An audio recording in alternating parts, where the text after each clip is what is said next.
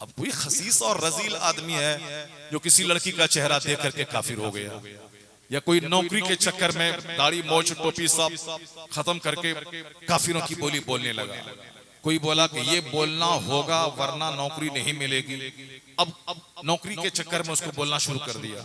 ऐसे रजील किस्म के लोग बहुत कम होंगे, 2-4-5 होंगे, मगर जनरल मुसलमान 99% प्लस मुसलमान वो बोलेगा नौकरी छूट जाए मगर मैं ईमान का सौदा नहीं करूंगा। अचानक सड़क धंस जाएगी, हजारों लोग उसमें खत्म हो जाएंगे। और इस तरह ऐसा होता है, जमीन का धंसना, आदमी के चेहरे का बिगड़ जाना। भी अच्छा खासा खाता पीता गोरा नारा आदमी बिल्कुल चेहरा काला हो गया, और सब अच्छा खाता पीता आदमी बिल्कुल सफेद दाग चेहरे पे हो गया। अच्छा खाता पीता आदमी देखने में खूबसूरत है मगर उसकी नाक बिल्कुल टेढ़ी हो गई, यानी चेहरा बदल जाना, जानवरों की तरह चेहरा हो जाना। ये गुनाह ज्यादा बढ़ने की सजा है दुनिया में कि लोगों का चेहरा मसख हो जाएगा, लोग जमीन में धंस जाएंगे, अचानक जलजला आएगा और फिर मौसम बदल जाएगा, आंधी बहुत ज्यादा आएगी, बिजलियां बहुत ज्यादा चमकेंगी और बिजलियां बहुत ज्यादा गिरेंगी। ये सारी निशानियां हैं कि अब दुनिया का विनाश होने वाला है, कयामत आने वाली है। ये कयामत की निशानी है, बिजलियां बहुत गिरेंगी। हम लोग पहले बचपन में सुनते थे कि फलां के बिजली गिरी, एक आदमी मरा, लोग उसको एक अजूबा वाकया शुमार करते थे। लेकिन अभी आए दिन रोजाना अभी खबरें आ रही कि साहब बिजली चमकी, यहाँ तो चमक गई लेकिन वहां बिजली गिर गई, 5 लोग मर गए, वो हल जोत रहा था वहां मर गया। अब एक औरत छत पे कपड़ा फैलाने गई थी, अब वहां बिजली गिरी, वो मर गई, अपने ही घर के छत पे मर गई। इस तरह के वारदात आए दिन आ रही है, कयामत की निशानी है। चूंकि जब दुनिया में ज़िना बढ़ जाएगा इस तरह के अजाब आएगा, जब दुनिया में सूद बढ़ जाएगा इस तरह का अजाब आएगा, जब दुनिया में घमंड बढ़ जाएगा इस तरह का अजाब आएगा। और आज देख लें कितना घमंड बढ़ा हुआ है, यानी लोग ठीक से बात नहीं करना चाहते।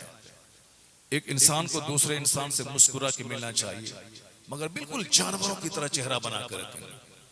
साहब थोड़ा सा कमा लिया, अपना घर बना लिया, सोचा अब हम फिरौन बन गए, जबकि उसको मालूम है कि फिरौन को अल्लाह ने 400 साल की लंबी उम्र दी थी। हम लोगों की उम्र कितनी होगी? 70 साल, 80 साल, 90 साल। इसके आगे जो भी जिएगा समाज में वो तो मुर्दे से बदतर है। जो आदमी 100 साल जीता है उसका तो बिस्तर पे पेशाब पखाना करता है, उसका सब न दाना पचता है न ठीक से सांस ले पाता है। बस 70-80 साल, इतने में सबको मर जाना है, दुनिया छोड़ के चला जाए। लेकिन फिरौन को अल्लाह ने 400 साल की लंबी उम्र दी थी, और वो गरीब बन के नहीं था बल्कि मिस्र का बादशाह बन के था, दूसरों से सजदा करवाता था।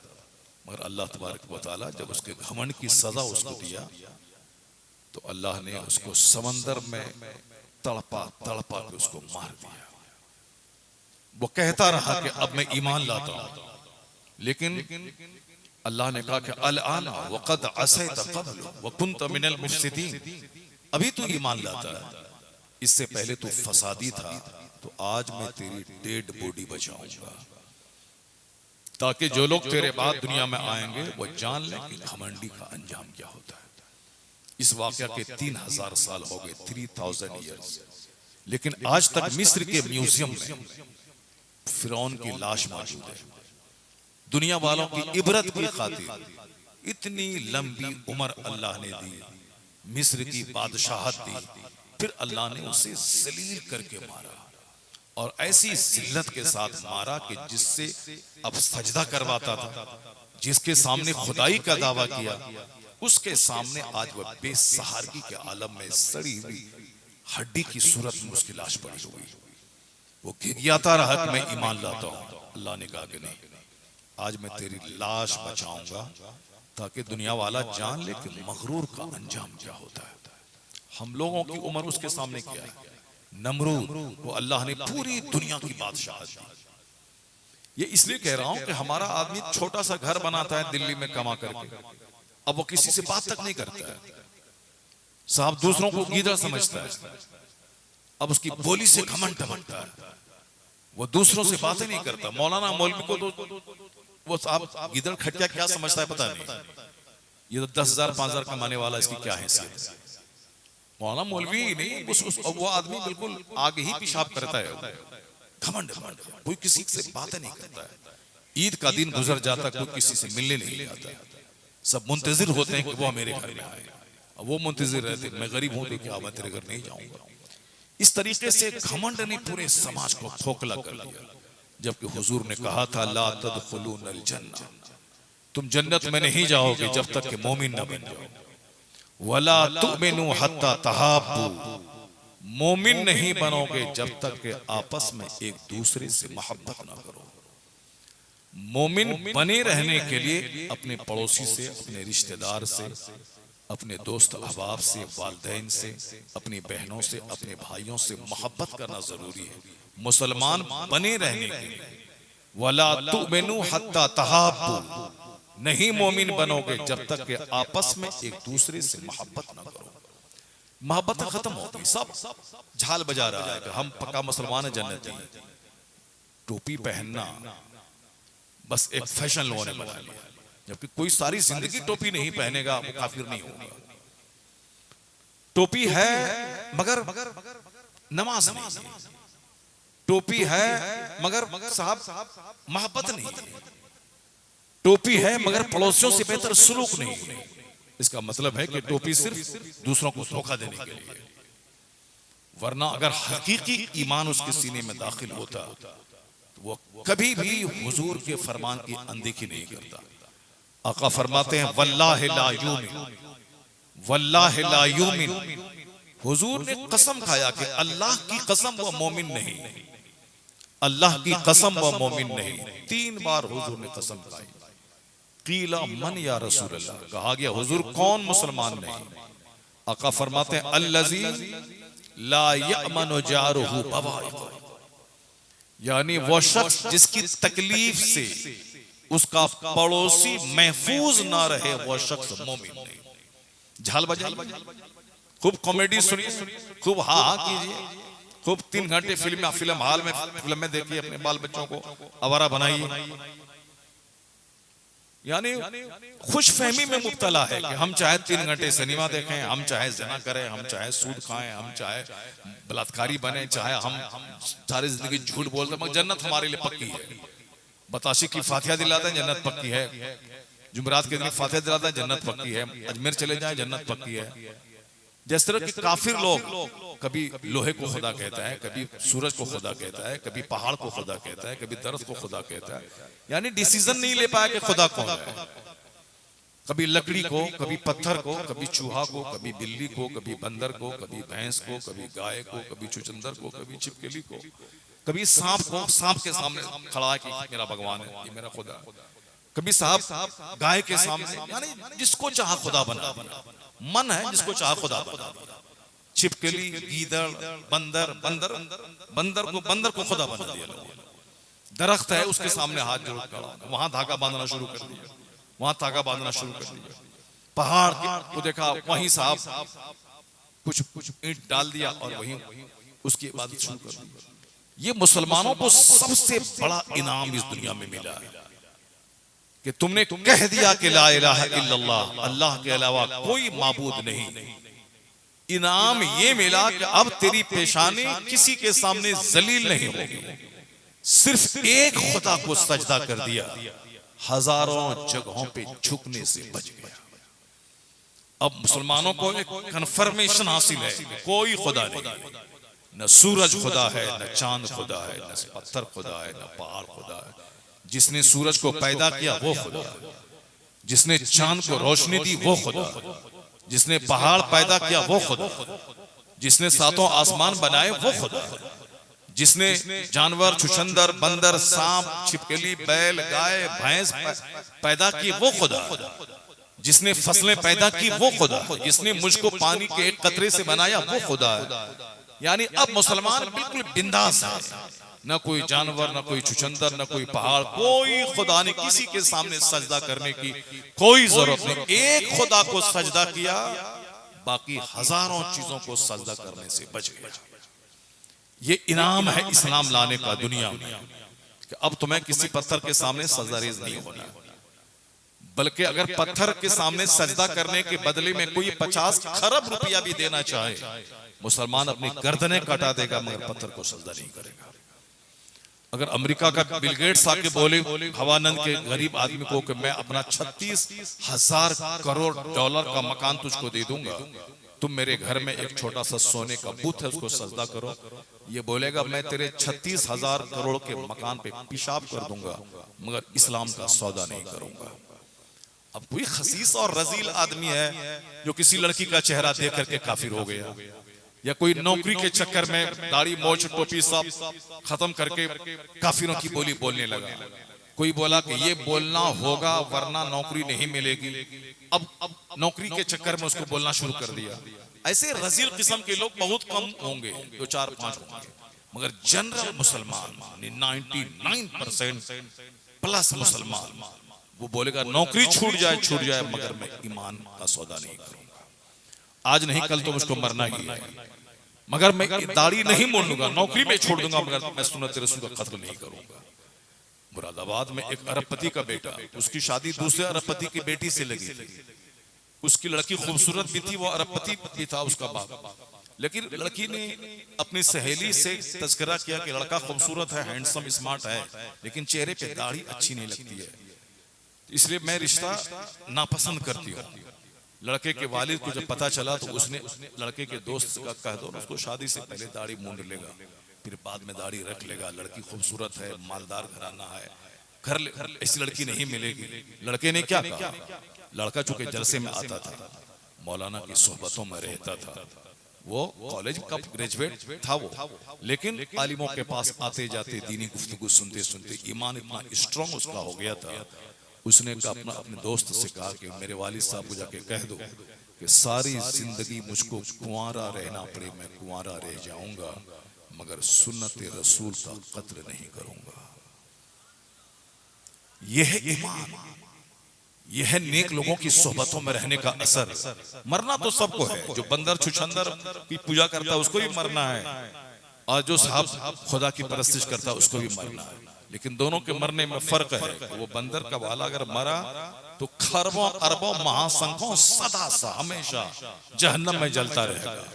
खुदा का परस्तार अगर मर गया, भले ही दुनिया में थोड़ा सा कष्ट उसको हुआ हो, 70-80 साल 1 सेकंड है, 1 सेकंड तक कष्ट हुआ, लेकिन मरने के बाद जहां सदा रहना, अरबों महासंखों बरस रहना है, जहां मौत ही नहीं है, मौत को ज़बह कर दी जाएगी, अरबों साल की जन्नत अल्लाह उसकी तकदीर में लिख देगा। ये है ईमान लाने का फायदा। तो जो इस पॉइंट को जान लिया वो कभी दुनिया की नौकरी के चक्कर में ईमान को नहीं बर्बाद करेगा। अगर आप सुनते हैं अखबार में कि फला मुसलमान की बेटी किसी काफिर के साथ भाग गई, उसके बाप ने उसको ईमान सिखाया ही नहीं, उसके बाप ने उसका ईमान बताया ही नहीं, चूंकि उनके बाप ने बताया कि फला आदमी इंजीनियर बना करोड़ों कमा लिया, फला डॉक्टर बना इतना कमा लिया, फला दिल्ली गया फैक्ट्री डाला इतना कमा लिया, यानी उसका बाप सिर्फ कमाने की बात की।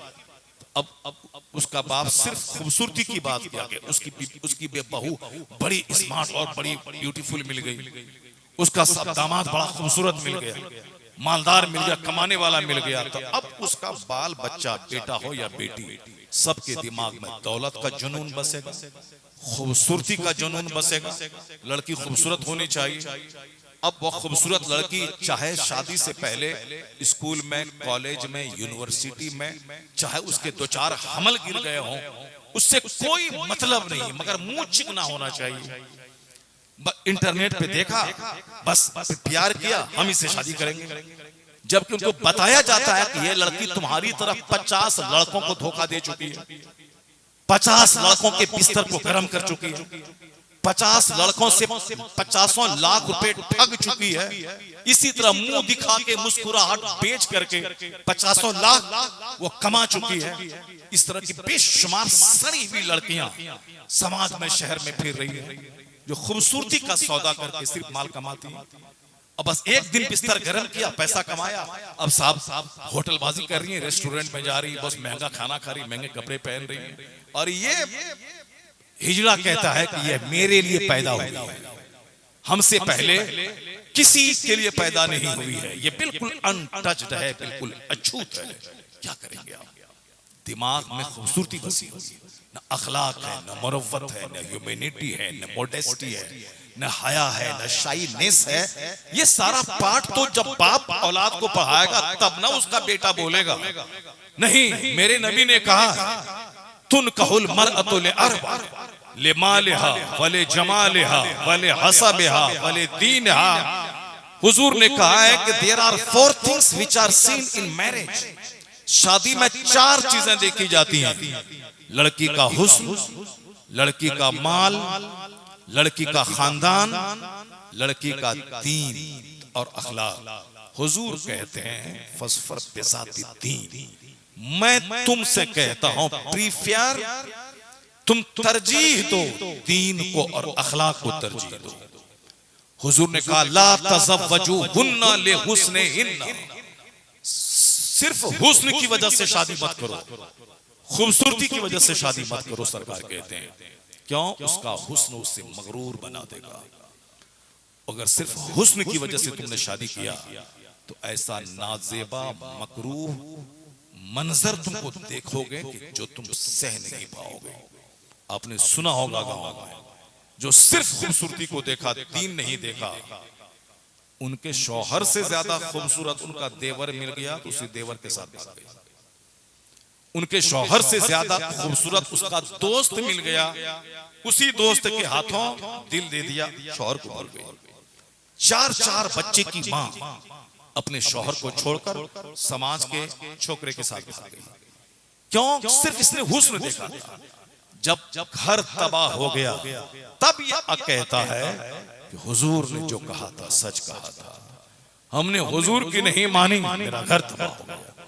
हुजूर ने कहा था सिर्फ खूबसूरती मत देखना, दीन देखना, अखलाक देखना। ये तो सच है कि जब आदमी तबाह बर्बाद हो जाएगा, घर तबाह होगा, मुआशरा तबाह होगा, सेहत तबाह होगी, दौलत तबाह होगी, तबाही का तमाशा देखने के बाद लौट के जब सुकून की तलाश में आएगा, कोई दूसरा प्लेटफॉर्म नहीं मिलेगा, एक प्लेटफॉर्म मुस्तफा जान रहमत का दिया हुआ मिलेगा। ज़हने इंसान को बेदार तो हो लेने दो, लोगों को बेदार होने दीजिए, लोगों को तबाही का तमाशा देखने दीजिए, लोगों को बर्बादी का जश्न मनाने दीजिए। जब सब कुछ लूट जाएगा तब आखिर में यही बोलेगा कि जो कुछ हुजूर ने कहा है वह सच कहा है। ये बोलना ही पड़ेगा। जैसे आजकल गांव समाज के लोगों की जब दौलतें खत्म हो जाती हैं तब वो मस्जिद में आके पढ़ता है, तब वो मौलाना के पास ताबीज लेने आता है, तब वो कहता है कि हजरत पहले तो हम सोचे थे कि नहीं साहब पैसा कमाओ ऐश करो, पैसा रहेगा तेरे पास दुनिया वाले सजदा करेंगे। पैसा बोलता है, पैसा नहीं रहेगा तो एक कौड़ी के आप आदमी नहीं है।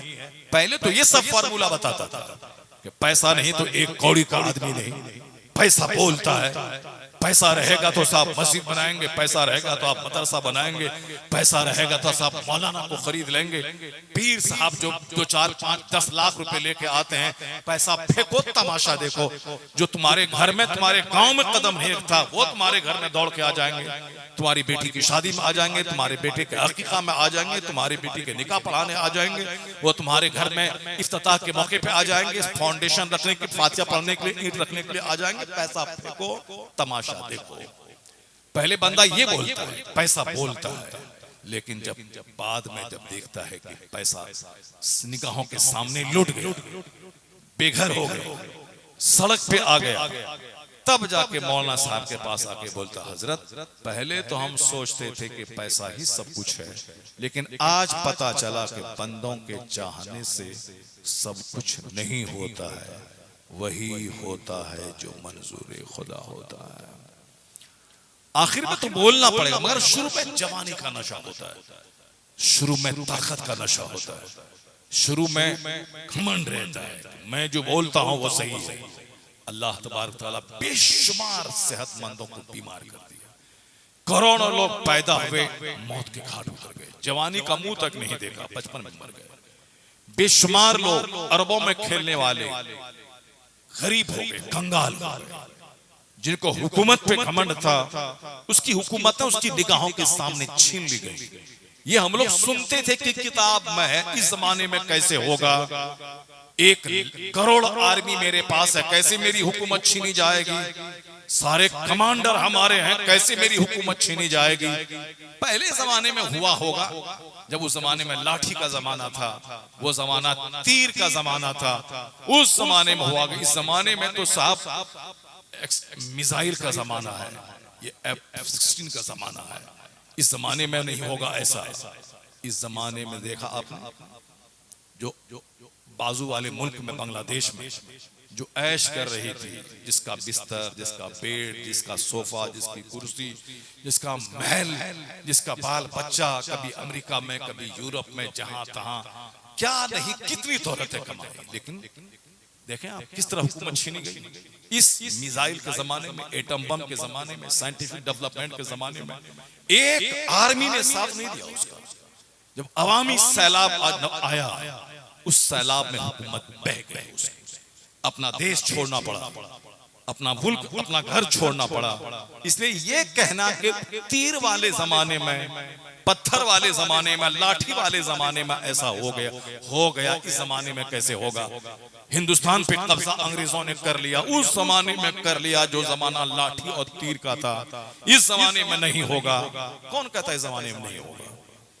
बांग्लादेश इस जमाने की मिसाल है, नेपाल इस जमाने की मिसाल है, श्रीलंका इस जमाने की मिसाल है, सद्दाम हुसैन की गवर्नमेंट इराक की इस जमाने की मिसाल है। सद्दाम हुसैन के पास रिपब्लिकन गार्ड्स थी, 5 लाख की तादाद में रिपब्लिकन गार्ड्स, जो दुनिया की ताकतवर फौजों में एक फौज, अमेरिका की मेरीन सेना, और सद्दाम हुसैन के रिपब्लिकन गार्ड्स, जो दुनिया की सबसे ताकतवर फौज मानी जाती थी। लेकिन उस 5 लाख रिपब्लिकन गार्ड्स की मौजूदगी में सारी दुनिया ने देखा किस तरह जंगल में जाकर के एक जमीन के नीचे खो में जिंदगी गुजारनी पड़ी, किस तरह उनकी बेटियां वतन से बेवतन हो गई, किस तरह उनका जवान बेटा निगाहों के सामने मारा गया। ये ऐसा नहीं कि उस जमाने की बात है, अल्लाह वही है जो पहले था, आज है, हमेशा वही अल्लाह रहेगा। अल्लाह ने क्या कहा, कुलिल्लाहुम्मा मालिकल मुल्क तुतिल मुल्क मन तशा व तनज़िउल मुल्क मिम्मन तशा व तुइस्सु मन तशा व तुज़िल्लु मन तशा बियदिकल खैर इन्नका अला कुल्लि शैइन कदीर। आपका ईमान कमजोर हो गया, आपका यकीन कमजोर हो गया, पैसा बढ़ता जाता है, यकीन कमजोर होता जाता है कि कल रिटायरमेंट होंगे तो क्या खाएंगे, कल पैसा खत्म हो जाएगा तो क्या खाएंगे। ये तो इनको फिक्र है, लेकिन जो गरीब बेचारा रोजाना 8 घंटे ईंट होता है, उसको ये फिक्र नहीं कि मैं मर जाऊंगा तो मेरा बच्चा क्या खाए। ये फिक्र उसको है जो टीचर की नौकरी करता है, 1 लाख महीना कमाता है, वो दिन रात इसी गम में रहता है कि मैं अगर मर गया तो मेरे बच्चे का क्या होगा, मैं मर गया तो मेरे बेटे का क्या होगा, मैं मर गया तो फिर हमारे बाल बच्चों को कौन पढ़ाएगा, लिखा के बेटी की शादी कौन कराएगा। ये जो करोड़ों मजदूर खेत में हल चलाते हैं, ये करोड़ों मजदूर जो ईंट होते हैं, जिनका कोई आगे पीछे दाएं बाएं नहीं है, वो अकेला कमाता है, ईंट ढोता है, 500 रुपए कमाता है, बाल बच्चों को खिलाता है। आज अगर मर गया तो फिर उसके बच्चे क्या करेंगे, उनको कोई सदमा नहीं। वो कहता है कि जो अल्लाह आज खिलाता है मुझे, वही अल्लाह मेरे बच्चों को कल खिलाएगा। बिंदास, बेफिक्र। जो अब पैसा बढ़ता जाता है, यकीन कमजोर होता जाता है, पैसा बढ़ता जाता है और पैसे का भूत सवार हो जाता है और नशा चढ़ जाता है। ये अल्लाह की तरफ से पनिशमेंट है, सजा है कि तुमने पैसा कमाने को सब कुछ समझा, अब पैसा आ गया मगर यकीन कहां चला गया, ईमान कहां चला गया। अभी एक मौलवी साहब की तकरीर मैंने सुनी, वो करा था कि कनात कनात कनात कनात कनात, मुसलमानों को कनात का पैगाम पढ़ा पढ़ा करके उनको कंगाल बना दिया गया, गरीब बना दिया गया। हम कहते हैं मौलवी साहब, कनात का पैगाम हमने पढ़ाया है या हमारा पैदा करने वाला खुदा पढ़ाया है। कुरान शरीफ में अल्लाह ने कहा वमन यतवक्कल अलल्लाहि फहुव हस्बुह, जो अल्लाह पर भरोसा करता है अल्लाह उसके लिए काफी होता है।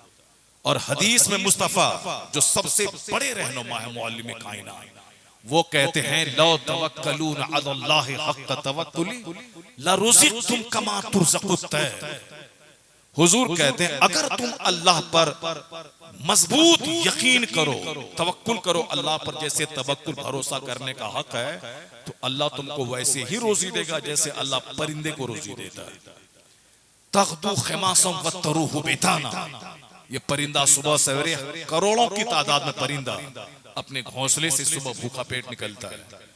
वो नहीं जानता कि मैं कहां जाऊंगा, कौन सा चारा मैं खाऊंगा, निकल गया भूखे, और शाम में सारे परिंदे पेट भर के अपने घोंसले में लौटते हैं। हुजूर कहते हैं जिस तरह ये परिंदा सुबह भूखा पेट निकलता है और शाम भरपेट वापस अपने घोंसले में आता है, अगर तुम अल्लाह पर जिस तरह विश्वास करना चाहिए, भरोसा करना चाहिए, अगर तुम वैसे ही भरोसा करोगे तो अल्लाह तुमको वैसे ही रोजी देगा जैसे अल्लाह इस परिंदे को रोजी देता है। मगर यहाँ एक सजा मिल गई हमको, पैसा बढ़ रहा, यकीन कमजोर हो रहा है, अब सब बैंक बैलेंस करना, LIC करना, ये करना, वो करना, हम मर गए तो बच्चा के लिए हो जाएगा साहब, हम मर गए तो बच्चे की शादी के लिए हो जाएगा, हम मर गए तो साहब ये मकान बना दो, उसका किराया। एक छोटी सी बीमारी के झटके में पंजाब का एक आदमी के करोड़ों की दुकान बिक गई सिर्फ बेटे की बीमारी की वजह से। जो उन्होंने 50 साल में एक दुकान खरीदी थी करोड़ों के बीच, नुक्कड़ बीच चौराहे पे, मगर बेटे को ऐसी बीमारी हुई कि उसके इलाज कराने में दुकान बिक गई, बेटा भी अच्छा नहीं हुआ। मैंने अपनी निगाहों के सामने देखा है, मैं इमामत कर रहा था पटना के बगल में एक आदमी को बड़ा घमंड था अपने पैसे का, दोस्ती सबसे काफिरों से, हिंदुओं से, और मुसलमानों को जानवर समझता था। कभी कभार ईद के दिन आ गया नमाज पढ़ने, जुम्मा के दिन भी नहीं आता था वो, यानी सिर्फ पैसा ही सब कुछ है। मैंने अपनी आंखों से देखा जवान बेटा, उसका सिर्फ छोटा सा दर्द हुआ यहाँ पे, डॉक्टर के पास गया, कैंसर। ऐसा नहीं कि कैंसर हुआ तो फौरन मर गया, नहीं, जब तक कि उनका सारा पैसा इलाज कराने में खर्च नहीं हो गया उस वक्त तक वो मरा नहीं। पैसे सारे इलाज में खर्च हो गए और बेटा भी मर गया, पैसा भी गया, बेटा भी गया। और उसी समाज में जिसमें दूसरों को गरीब समझता था, अरे इसका क्या वैल्यू, उसका क्या वैल्यू है, उसका क्या वैल्यू, वो क्या हैसियत है, वो उसकी क्या हैसियत है, उसी समाज में उन्हीं गरीबों के सामने जब कब्रिस्तान की बाउंड्री का चंदा होने लगा तो लोगों ने उनका नाम लेके, नाम नहीं बोलूंगा मैं, उनका नाम लेके ये कहा, चूंकि हम उस मोहल्ले में इमाम थे, 4 साल रहे वहां, नाम लेके ये बोला कि फला साहब को चंदा न लिया जाए, उनकी हालत अच्छी नहीं है। अब क्या बोलोगे? नहीं, अपना बाजू पर भरोसा कीजिए, कुछ नहीं चलेगा। सारी दुनिया अल्लाह ने पैदा की है।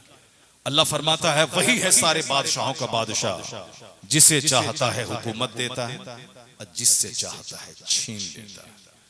वही है जिसे चाहता है इज्जत देता है, जिसे चाहता है जलील करता है। अब क्या मतलब, हम हाथ पैर तोड़ के घर में बैठ जाएं, मेहनत मशक्कत ना करें, कमाएं नहीं, हाथ पैर तोड़ के बैठे नहीं। परिंदा अपने घोंसले से बाहर निकलता है, उसको नहीं मालूम है कि मैं क्या खाऊंगा, मगर वो निकल गया, दाने की तलाश में निकल गया। इसलिए दाने की तलाश में निकलना होगा। फजर से लेके जोहर तक कोई नमाज फर्ज नहीं है, ये 8 घंटे काम करने का वक्त है, ये 8 घंटे फैक्ट्री जाने का, खेत जाने का, खलियान जाने का। एक पौधा आप लगा दें, उस पौधे में 1000 दाना निकाल के अल्लाह आपको अता कर देगा। लेकिन एक पौधा आपको एक दाना डालना पड़ेगा जमीन में, ये काम तो करना पड़ेगा। एक आम का पेड़ लगाना होगा, हर साल 1 लाख आम अल्लाह देगा, मगर जब तक एक पौधा आप लगाएंगे नहीं उस वक्त तक वो आम नहीं बनेगा। मकई का दाना, एक दाना डालेंगे, वो दाना सड़ता है, एक पौधा निकलता है, तब उसमें 50 भुट्टे निकलते हैं और हर भुट्टे में 200-200 दाने होते हैं। एक दाना तो आपको डालना होगा, तब अल्लाह 50 दाने आपको अता करेगा। ऐसा नहीं कि घर में बैठ के खाइए और LED टीवी देखिए और साहब मस्तियां कीजिए, शराब पीजिए, ताड़ी पीजिए, गुटखा खाइए और 4-5 घंटे रील देखिए, उसके बाद कहिएगा अल्लाह चाहेगा तो मेरे घर में पैसा आ जाएगा, अल्लाह चाहेगा तो मेरा बेटा DM बन जाएगा, अल्लाह चाहेगा तो हम अरबपति बन जाएंगे। ये नहीं है हिकमत। हिकमत है कि अल्लाह तबारक व तआला इशा की नमाज के बाद फजर तक कोई नमाज फर्ज नहीं किया। क्यों? कि वो वक्त है सोने का, आराम करने का। तहज्जुद कोई पढ़े तो सवाब मिलेगा, नहीं पढ़े कोई गुनाह नहीं। फजर से लेके जोहर तक ये पूरे 8 घंटे कोई नमाज फर्ज नहीं है। इशराक पढ़े सवाब मिलेगा, नहीं पढ़े कोई गुनाह नहीं। चाश्त पढ़े सवाब मिलेगा, नहीं पढ़े कोई गुनाह नहीं। ये वक्त है काम करने का, स्कूल जाने का, ये वक्त है फैक्ट्री जाने का, ये वक्त है खेत में फैलने का, ये वक्त है मेहनत करने का। 1 करोड़ कमाए तब ना 2.5 लाख रुपए ज़कात निकालेंगे, 2 करोड़ कमाए तब ना 5 लाख ज़कात निकालेंगे, 1 लाख रुपए मेरे पास रहेगा तब ना 2,500 रुपए ज़कात निकलेगी। गरीबों का भला होगा। अपनी गरीब बहन, अपना गरीब भाई, अपना गरीब चचा, अपने गरीब पड़ोसी, गरीब रिश्तेदार, 1 करोड़ कमाइए, 2.5 लाख ज़कात निकालिए। अपनी गरीब भाई, गरीब बहन, गरीब फूफी, गरीब चचा उसको दे दीजिए। जब पैसा रहेगा तब ना कुर्बानी करेंगे आप 1 लाख का बकरा। जब माल रहेगा 5 लाख तब ना आप हज के लिए जाएंगे। जब माल रहेगा तब ना आप मदरसा और मस्जिद की तामीर करेंगे। इसलिए ये वक्त है कमाने। बगैर दुकान गए पैसा नहीं आता, बगैर खेत गए फसल नहीं आती। तो यहीं से आखिरत का भी वो पॉइंट आपके सामने आना चाहिए कि जब बगैर दुकान गए पैसा चल के मेरे घर में नहीं आता, बगैर खेत गए फसल चल के मेरे घर में नहीं आती, तो बगैर मस्जिद गए भी जन्नत नहीं मिलती है, बगैर रोजा रखे हुए जन्नत नहीं मिलती है, बगैर हज व ज़कात के जन्नत नहीं मिलती है। तो इस रोजी हासिल करना है तो दुकान जाना होगा, मरने के बाद जन्नत हासिल करनी है तो मस्जिद में नमाज पढ़ने जाना होगा। और फिर ऐसा नहीं कि नमाज पढ़े तो बस सब कुछ खत्म हो जाए। नहीं, मैंने मस्जिद नबी शरीफ में देखा एक आदमी को कि 4 बेटा उसका, और वो शख्स कराची का रहने वाला, सुन्नी बरेलवी टीटीएस टनाटन, वो आदमी 4 बेटा के साथ वो अरबपति हर साल उम्रा करने अपने घर में तरावी की नमाज पढ़ करके मस्जिद नबी शरीफ में वहां अपने बेटों बच्चों के साथ तरावी पढ़ने के लिए जाता है। क्योंकि वहां जमात से नहीं पढ़ना, अपना अलग पढ़ते हैं। अपने 4 बेटे हुए, अपना आगे बढ़ गया, कुरान शरीफ सुनाया, घर में कुरान सुना करके वहां जाके गया, अपना पढ़ा और रमजान ईद किया, अपना घर आ गया। मैंने पूछा उससे कि भाई कहा, ये मेरा बाप है, ये हम लोग 4 भाई हैं, चारों भाई हाफिज है। मैंने कहा किस मदरसे में पढ़ते हो, तुम्हारा बाप मदरसा चलाता है? कहा कि मदरसा नहीं चलाता, मेरे पास कपड़े की एक दुकान है, मेरा बाप खुद हाफिज है, अपने 4 बेटों को हाफिज बनाया। ये बताइए कि अरबपति बाप कितनी बड़ी सोच रखा कि अपने बेटे को डीएम बनाता, मास्टर बनाता। आजकल तो मौलवी साहब के दिमाग में है कि हम मौलवी साहब हैं, हमारा बेटा इंजीनियर बनेगा, हमारा बेटा मस्जिद में कमेटी वालों का झेल नहीं झेलेगा। बहुत परेशानी है, बहुत उलझन है, चाहे कुछ गरीब का बच्चा बन जाएगा मगर मेरा बेटा नहीं बनेगा, क्योंकि हम दुश्वारी झेल चुके हैं, परेशानी उठा चुके हैं। जब मौलाना का बेटा मौलाना नहीं बनता आजकल कुछ लोगों का, लेकिन वहां एक व्यापारी, अरबपति व्यापारी अपने 4 बेटे को हाफिज कुरान बनाया। ये कोई कहानी है, व्हाट्सएप की रील नहीं है। मैं मस्जिद नबी में मौजूद था सरकार के रोजे के सामने, रात के 12 बजे देखा कि उस पिलर के पास वो 3 आदमी तरावी पढ़ रहा है, बरकाती टोपी है। मैंने उनसे पूछा कहाँ के रहने वाले हो? तब बताया कि मैं कराची के रहने वाला हूँ, हम लोग भाई हैं, ये हमारे वालिद साहब हैं, हम लोग अपने घर में तरावी खत्म कर चुके हैं कराची में, पाकिस्तान में, फिर हम लोग यहाँ आते हैं, हर साल आते हैं यहाँ पे, और हमारे 4 भाई हाफिज हैं, हमारे वालिद साहब हाफिज हैं, मदरसा में नहीं नौकरी करते हैं, अपना व्यापार इतना बड़ा है कि अरबों का कारोबार है, कपड़े की बहुत बड़ी दुकान है। हमारा गरीब आदमी बच्चे को हाफिज नहीं बनाना चाहता। हमारे गांव का साहब अमीर आदमी जो हो वो तो उसको तस्वुर ही नहीं आ सकता है, लेकिन देखें कैसी सोच, हाफिज बना करके मदरसे में पढ़वाना ये जरूरी नहीं, मौलाना बनने के बाद सिर्फ मस्जिद में इमामत करना ये जरूरी नहीं। जिस तरह वो अरबों का कारोबार एक हाफिज बन के कर रहा है, तो आप हाफिज आलिम बनिए जन्नत जाने के लिए, दीन की खिदमत करने के लिए, और अपने खुशहाल जिंदगी गुजारने के लिए व्यापार कीजिए, खुशहाल जिंदगी गुजारने के लिए अच्छा कारोबार कीजिए। जिस तरह एक गरीब आदमी के दरवाजे पे आप जाते हैं कि दीजिए उशरा दीजिए, 10 किलो में 1 किलो निकालिए, आप खुद 1000 कुंटल धान पैदा कीजिए और उससे एक मदरसा चलाइए। आप खुद एक बड़ी दुकान दीजिए और कई करोड़ रुपए ज़कात निकालिए और खुद से मदरसा चलाइए। क्यों दूसरों के सामने रसीद लेके भीख मांगने जाइएगा और वो आपको 2 घंटा बैठाएगा, 2 4 10 बात थमाएगा, उसके बाद 500 रुपए की रसीद कटाएगा। और जो पब्लिक ये कहती है कि मौलाना लोग बिजनेस करता है, बिजनेस में झूठ बोला जाता है, ऐसा थोड़ी है, बिजनेस में झूठ बोला जाता है। हम लोग झूठ नहीं बोलते हैं, हम लोग साहब गुटखा नहीं खाते हैं, क्या हम नहीं जीते हैं? वो हमारे छोकरे बोलते हैं कि गुटखा नहीं खाएं कैसे जिएंगे, तो हम लोग नहीं खाते, ना गुटखा खाते हैं, ना बीड़ी पीते हैं, ना सिगरेट पीते हैं, ना तंबाकू खाते हैं, पान तक नहीं खाते हैं, कैसे जीते हैं? कैसे इस बीमारी के बावजूद 2-2 ढाई घंटे किताब करते हैं? कहाँ आवाज फंसती है? नहीं, गुटखा खाने से आवाज साफ होती है। कहाँ मैं खाता हूँ गुटखा? कल रात में भी साहब, बीमार आदमी, हार्ट अटैक वाला आदमी, कल रात भी एक जलसे में था, फिर आज दिन भर 8-9 घंटे 10 घंटे अभी कार में बैठ करके सोया नहीं, रात में 10 घंटे कार में बैठ के भी आया, अभी नमाज पढ़ी, अभी यहाँ स्टेज पर आया। कैसे कोई गुटखा नहीं, कोई पान नहीं, वरना कोई दूसरा आदमी रहता तो वो स्टेज पर बैठ करके वो अज़ान लेकर के पान चबा रहा है। क्यों? शायरी कर रहे हैं। शायरी करने में आवाज फंसती, आवाज को खोलना है, पान से आवाज खुलती है। जब मैं बगैर गुटखे के रह सकता हूँ, आप क्यों नहीं रह सकते हो? आदत बना लिया है ऐसा कर रहा नहीं। इस आलिम दीन हज करने के बाद लोग लौटते हैं और कहते हैं कि नहीं साहब हाथ पैर तोड़ के बैठ जाना, ये फला हाजी है, ये कोई काम नहीं करता, बस पक्का हाजी है। ये बेवकूफी है। हज करके आने के बाद गुनाह नहीं करेंगे, नमाज नहीं छोड़े, अलबत्ता हल जोते, मकान बनाए, बिजनेस करे, व्यापार करे, फजर की नमाज पढ़ने के बाद जोहर तक 8 घंटे में खूब कमाए, फिर दोबारा हज करने के लिए पैसा जमा करे, फिर वो उम्रा करने के लिए पैसा जमा करे, गरीबों मिस्किनों की बेटी की शादी करने के लिए पैसा जमा करे। इसमें क्या, हज करने के बाद हाथ पैर तोड़ के बैठ जाएगा क्या? एक गलत धारणा, एक गलत सोच है। जैसे गलत सोच ये भी है, 900 चूहा खा के बिल्ली हज को चली, यानी कोई हज को जा रहा है तो 900 चूहा खा के बिल्ली हज को चली। क्या मतलब? 900 चूहा खा के बिल्ली हज को जा रही है, ये बिल्कुल गलत निगेटिव सोच है। 900 चूहा खाए कि 900 करोड़ चूहा खा ले। अगर हलाल माल पाकीज़ा इरादे से हज को गया है, अगर अल्लाह उसके 900 करोड़ गुनाहों को माफ कर दे तो तुम्हारा क्या जाता है? अल्लाह ताला उसको बख्श दे, उसको जन्नत में दे दे, तो हमारा क्या जाता है? हम कौन बोलने वाला है कि अल्लाह इसको माफ नहीं करेगा? ये 900 चूहा खा के बिल्ली हज को जा रही है, ये सिर्फ निगेटिव हसद बोल रहा है। ये उसके अंदर में जो जलन है कि हम नहीं गए, वो जा रहा है, उसी भास को निकालने के लिए वो जबान से इस तरह की गंदी गंदी बातें बोलता है। अच्छे लोगों की सोहबत में रहिए, अच्छे लोगों की बातें सुने, इस्लाम के मजाज को पहचानिए। नमाज सिर्फ जन्नत जाने का जरिया नहीं, सेहतमंद जिंदगी गुजारने का एक जबरदस्त नुस्खा है। रोजा सिर्फ जन्नत जाने का जरिया नहीं है, एक हेल्दी लाइफ गुजारने का जबरदस्त जरिया।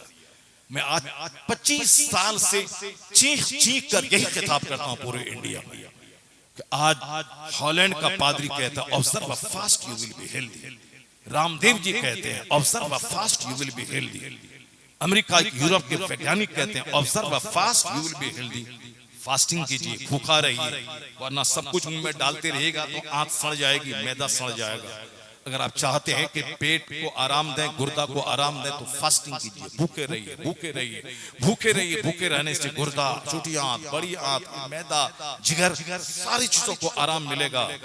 और हुजूर ने 1400 साल पहले यही कहा कि सुमू तसहू, रोजा रखो सेहतमंद हो जाओगे। तो जहां नजर दुनिया के दानिश्वरों की आज गई है, वहां नजर मुस्तफा की 1500 साल पहले गई है।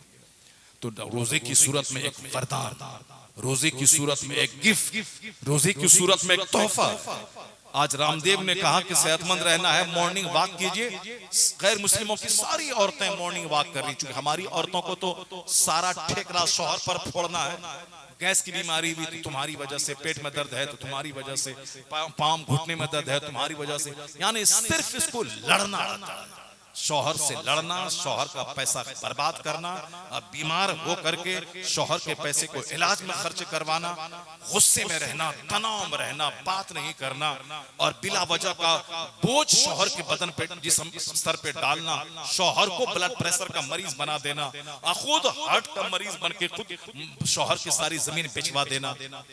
जिंदा खुश रहने के लिए सेहतमंद रहना जरूरी है। सेहतमंद रहने के लिए निगेटिव सोच से बचना जरूरी है। सेहतमंद रहने के लिए मुस्कुराना जरूरी है। सेहतमंद रहने के लिए 24 घंटे में 5 टाइम नमाज पढ़ना जरूरी है। ये ना नमाज पढ़ती है, सिर्फ बिला वजह ये नहीं है, वो नहीं है, उसके घर में ये है, उसके घर में साहब इतना बड़ा फ्रिज है, बकरीद के मौसम में एक मन उसमें गोश्त डाल दें सब रहेगा, आप क्या खरीदेंगे, आप तो 15,000 रुपए का आप ये ले आए हैं, वो अपनी बीवी को 2-2 लाख रुपए की 2 चूड़ी दिया है, आप क्या दीजिएगा।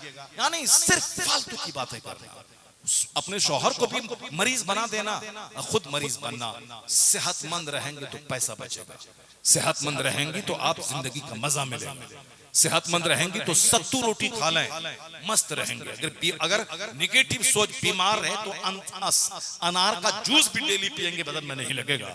ये बात गैर मुस्लिम औरतों को समझ में आ रही है। वो सेहत के बारे में बातें करती हैं कि क्या खाना है, कब खाना है, किस टाइम में खाना है, सेहत के बारे में वो मॉर्निंग वॉक कर रही है। मगर एक अमेरिका की एक मिसेस लेडी बीशर का कहना है कि मुसलमान औरतों को कोई लोशन लगाने की जरूरत नहीं। उनके पैगंबर ने जो 5 वक्त नमाज का आदेश दिया है और नमाज से पहले जो वजू करने का आदेश है, उस वजू में जो फेस वॉश है, 5 बार चेहरा धोना, वो कहती हैं कि कोई लोशन न लगाए, न फेयर एंड लवली, न लेकमी, न ये न वो, सिर्फ 5 टाइम वजू वो करें, उनका चेहरा चमक जाए। सजदे में जो सर रहता है, जो ब्लड को इनपुट और आउटपुट या हार्ट करता है, यह दिल ब्लड लेता भी है, ब्लड छोड़ता भी है, यह दिल है। दिल ही ना, दिल की हरकत बंद हुई, आदमी मर गया। और दिल में बीमारी हुई तो बस चेहरा बिल्कुल मुरझा गया, किसी लायक नहीं रहता है बंदा। ये दिल ही है जो पूरे जिस्म को कंट्रोल करता है, हार्ट, बस यही हार्ट है, कमजोर हुआ सब कमजोर। ये ब्लड लेता भी है, ब्लड छोड़ता भी है, और ये हार्ट हालत नमाज में ऊपर हो जाता है, सर नीचे रहता है, तो दिमाग की सारी रगों में फुल मिकदार में ब्लड पहुंचता है। कहती हैं यकीन नहीं आए तो सजदा थोड़ा लंबा करे खवातीन, और सलाम फेरने के बाद आईने में अपना चेहरा देखे, पूरा चेहरा खून से भरा हो। नमाज मगर नमाज नहीं पढ़ेंगी, लड़ाई करेंगी, निगेटिव सोचेंगी, और सेहत की कोई फिक्र नहीं।